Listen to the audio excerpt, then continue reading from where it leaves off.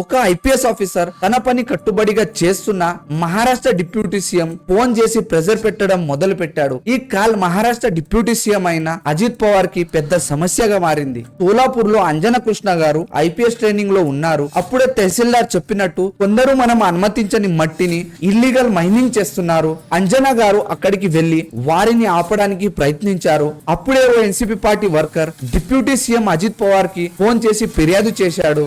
Deputy CM అయిన Ajit Pawar phone చేసి నువ్వు ఆ పని ఆపే, లేకపోతే నీపైన చర్య తీసుకుంటా అని ఫోన్ లో బెదిరించాడు. కానీ అంజనా గారు ధైర్యంగా చెప్పారు, మీరు నేరుగా నా మొబైల్ కి కాల్ చేయండి, నేను మీ వాయిస్ గుర్తిస్తాను. ఇది కథ కాదు, నిజమైన సంఘటన. డిప్యూటీ సీఎం అజిత్ పవార్ కూడా ట్విట్టర్ లో ఒప్పుకున్నాడు ఇది వారి వాయిస్ అని. అయితే సివిల్ ఆఫీసర్ తో ఇలా మాట్లాడడం సరైందేనా? చట్టం కంటే పెద్ద ఎవరు ఉండరా? మన దేశంలో ఇలా ఉండకూడదు. మీకు కూడా ఇదే అనిపిస్తే ఈ వీడియోని ఇప్పుడే షేర్ చేయండి. నిజం మనం దాచలేము. మీ ఫీలింగ్, అభిప్రాయాలను కమెంట్ లో చెప్పండి. ఇలాగే సాహసం చేసే స్టోరీస్ కోసం మన ఛానల్ ని సబ్స్క్రైబ్ చేయండి.